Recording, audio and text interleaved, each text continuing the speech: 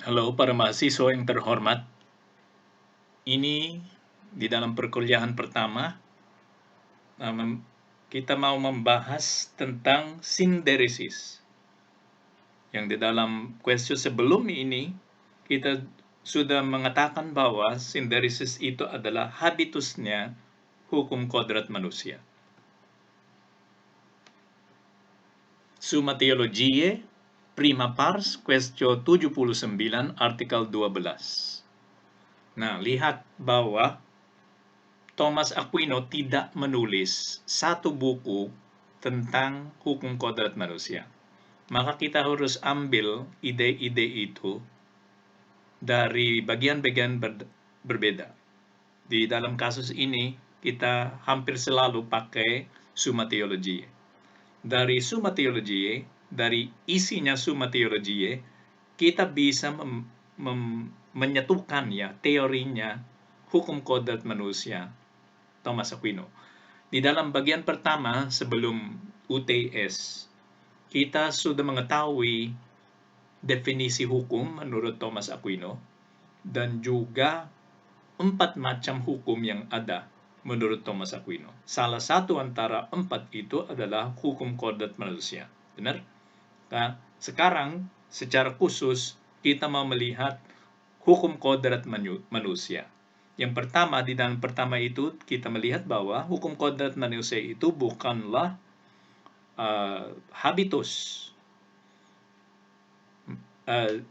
Maka konsepnya Thomas Aquino, hukum kodrat manusia adalah ada secara potensial di dalam manusia, semua orang, tapi harus keluar menjadi perintah-perintah baru bisa disebut sungguh hukum kodrat manusia. Oke? Oleh karena itu, jawabannya di dalam pertanyaan itu sebelum ini yang kita belajar, jawabannya adalah hukum kodrat manusia itu bukanlah habitus, bukan kebiasaan. Kebiasaannya adalah apa? Sinderesis ini. Oke? Maksudnya itu seperti bijinya hukum kodrat manusia yang ada di dalam semua orang, khusus di dalam intelek prakteknya. Nah, kalau orang itu mulai bertindak secara moral, sinderesis itu mulai berkembang menjadi perintah-perintah tertentu. Oke, sinderesis. Sinderesis is a habit, not a power, katanya Thomas Aquino. Maka ini yang kebiasaan. It is not yet knowledge, but the habit towards knowledge. Belum pengetahuan yang tentu, tapi kecenderungan untuk membentuk pengetahuan itu, perintah-perintah dari hukum kodrat manusia. On the contrary, according to the philosopher di dalam Metaphysicorum, rational powers regard opposite things. But synderesis does not regard opposites, but inclines to good only. Therefore, synderesis is not a power. For if it were a power, it would be a rational power, since it is not found in brute animals. Okay? Di dalam pertanyaannya adalah, apakah synderesis itu adalah sebuah kemampuan, fakultas? Dan jawabannya adalah, synderesis itu bukanlah fakultas. Yang fakultasnya adalah intelek. Oke? Tapi synderesis itu sudah membedakan antara baik dan buruk. Oke? Itu yang dilaksanakan oleh synderesis. Membedakan antara baik dan buruk. Tapi yang intelek itu masih indifferent. Benar? Kehendak juga indifferent. Harus diarahkan kepada yang baik dan buruk. Harus memilih dan mengetahui. Yang synderesis sudah membedakan antara baik dan buruk. Maka bukan power, bukan fakultas. Synderesis is a habit, not a power. It is not yet knowledge, but the habit towards knowledge. As we said before, reasoning moves from first principles that need not be proven but are per se nota. Okay? First principles itu premis-premis pertama yang ada di dalam intelek. Bagi speculative intellect itu principle of non-contradiction. Kalau itu adalah intelek praktek, prinsip pertamanya itu adalah do good, avoid evil. Ini yang disebut synderesis juga karena berasal dari kebiasaan ini. The first personatum principle of speculative intellect is the principle of non-contradiction. The speculative intellect is naturally inclined to form this proposition. Belum ada di dalam intellect spekulatif, tapi waktu dia mengetahui being, ya being itu membentuk konsep being. Kalau dia, misalnya mungkin saya sudah pernah menjelaskan ini kepada angkatan ini di dalam Thomisme, benar? Kalau bayi itu memegang sesuatu, dia tidak, misalnya spindol, kan? Kalau dia memegang spindol, dia tidak langsung mengatakan spindol, ya, tidak langsung mengatakan esensinya.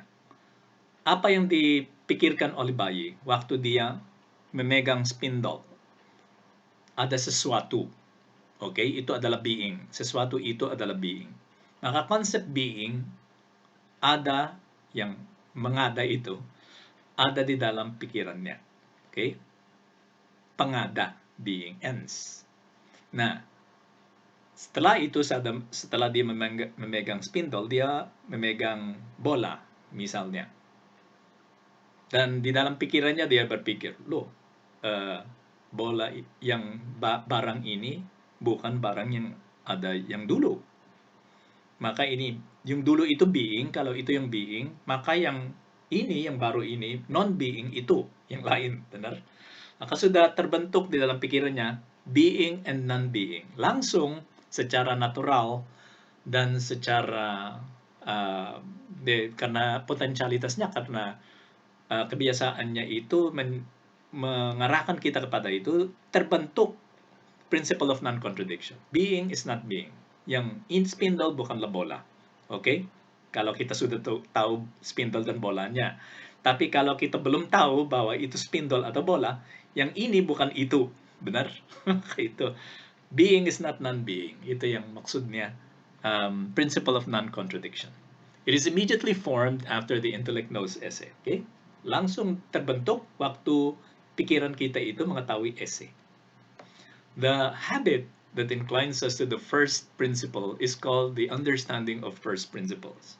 Ya, masalahnya yang habitus, prinsip utamanya, intellect spekulatif, tidak ada nama khususnya. Okay? Kalau itu yang praktek, namanya synderesis. Tapi yang spekulatif, namanya hanya the understanding of the first principles. Mengetahui yang prinsip-prinsip pertama. The first personatum principle of the practical intellect is do good and avoid evil. Kalau itu yang intellect praktik, perintah pertamanya, yang paling dalam yang ada di bawah semua perintah praktik adalah do good and avoid evil. The practical intellect is naturally inclined to form this proposition. Secara natural, intellect praktik itu cenderung untuk membentuk proposisi ini.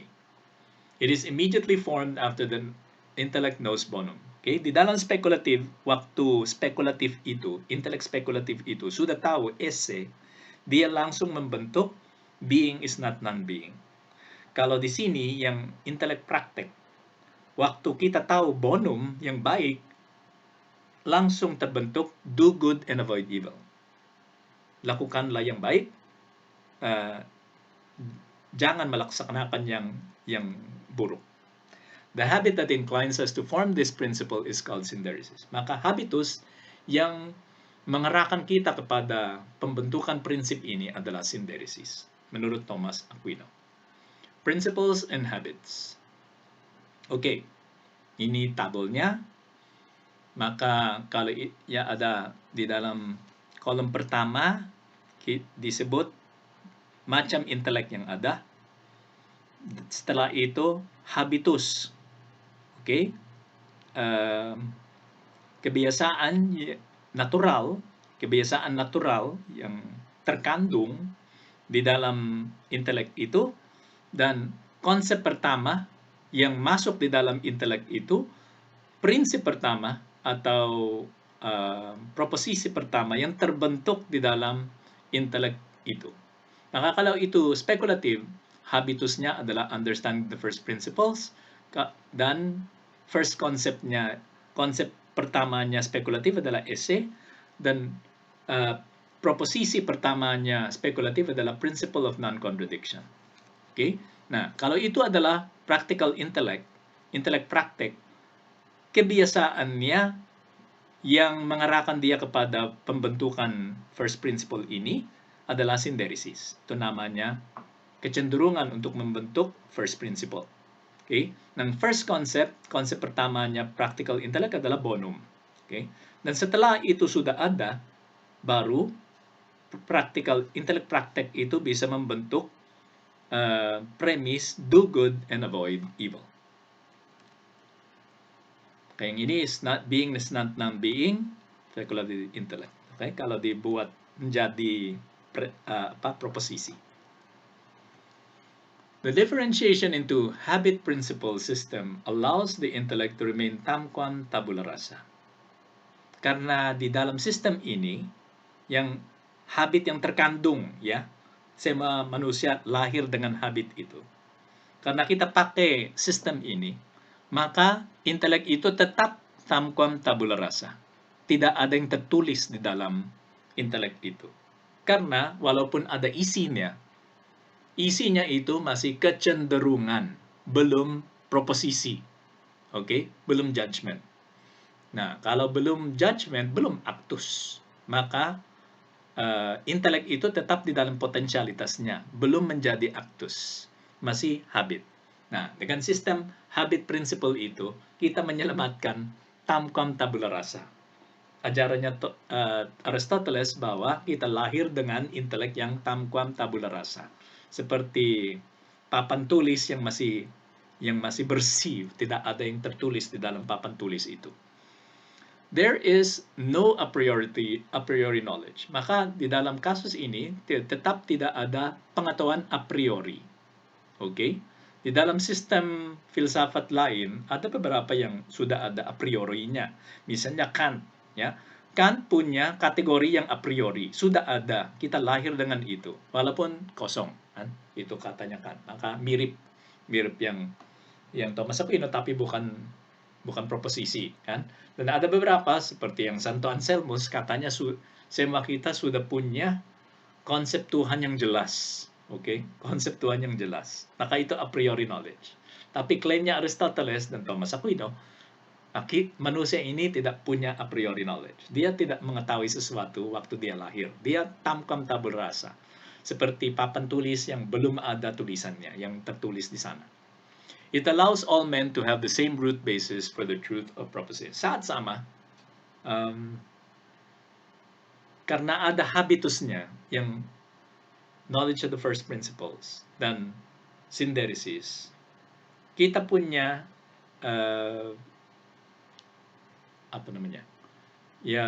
basis, kan?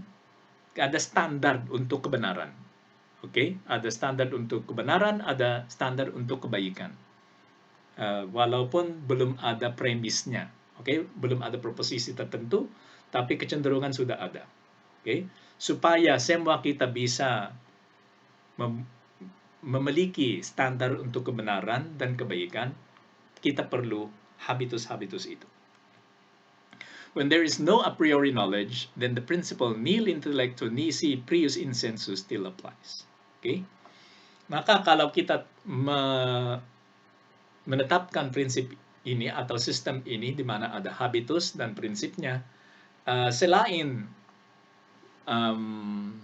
menyelamatkan ajaran itu tamquam tabula rasa, kita juga menyelamatkan prinsip ini, nihil intellectu nisi prius insensu.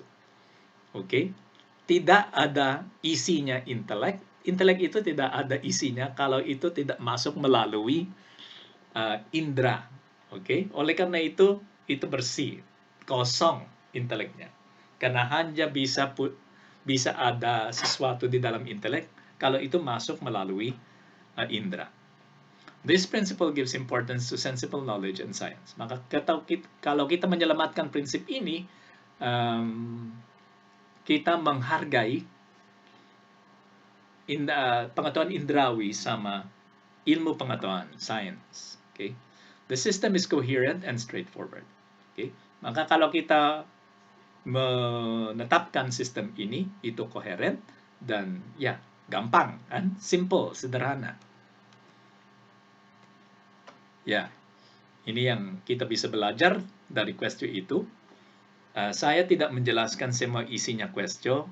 Asumsi saya adalah semua mahasiswa sudah membaca questionnya dan juga kita diberikan terjemahan oleh pembicara dari mahasiswa. Maka tolong membaca questionnya supaya kita bisa mengetahui bagaimana mengambil ide-ide itu dari teks question sendiri. Karena yang tertulis di sini di dalam presentasi dosen, di dalam video, bentuknya tidak sama dengan apa yang ada di dalam question. Maka salah satu skill yang harus ada di dalam mahasiswa adalah bagaimana mengambil ajaran Thomas Aquino dari question. Tolong membaca questionnya. Terima kasih dan selamat studi, selamat belajar.